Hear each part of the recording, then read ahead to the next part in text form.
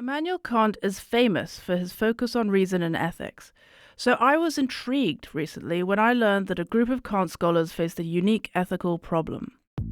It all started when Russia invaded Ukraine.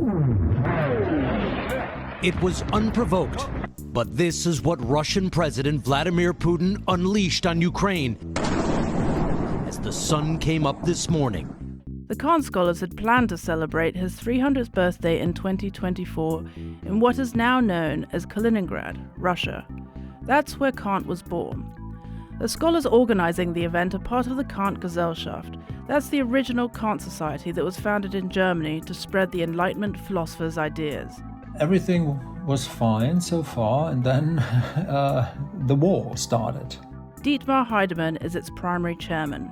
I got emails in from all major Kant societies worldwide asking us so what was going to happen, and then after a few days actually asking us to really revoke the decision. And to move the conference out of Russia because of the regime's aggressions against Ukraine and its citizens. But Heidemann got other emails that said that they should keep it there.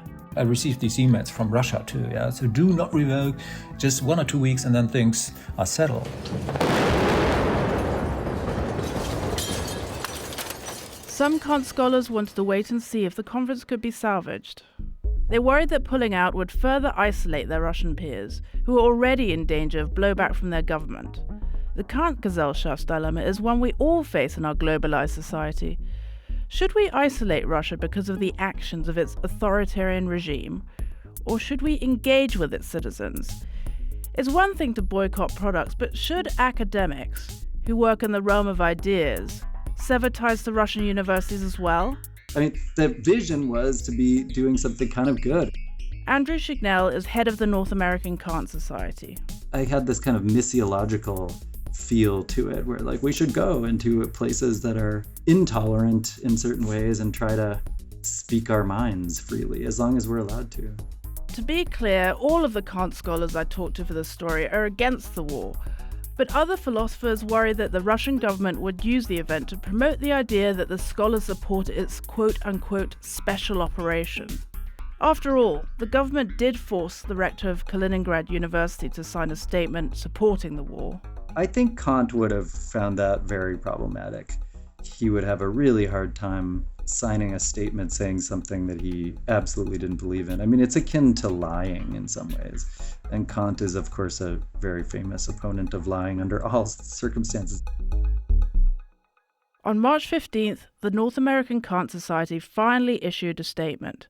It called on the Gesellschaft to relocate the conference, saying that Russia's unprovoked attack violated international law. 11 days later, the board of the Kant Gesellschaft voted to move the conference to Bonn, back in Germany. It condemned Putin's regime and its actions. At the same time, it declared support for Ukrainians, as well as Russian scholars who oppose the war. Vadim Chali, a professor at the Immanuel Kant Baltic Federal University in Kaliningrad, has spent the past 3 years setting up the conference. He was disappointed by the Gesellschaft's decision. Obviously, a lot of our efforts were made redundant, and that could mean that Kant scholarship might become redundant.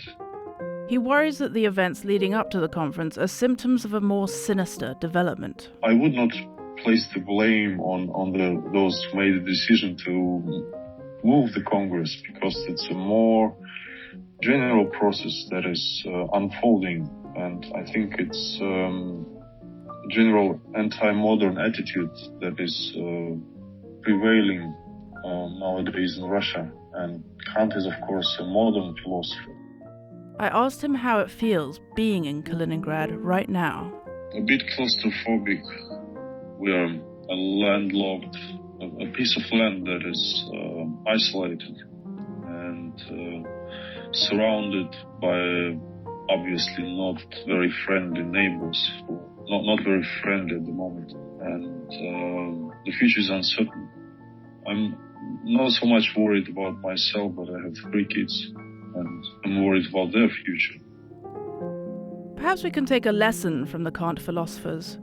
We should talk and reason with individuals in Russia, even as we condemn the brutality carried out by their leaders. For Philosophy Talk, I'm Sarah Lai Sterland.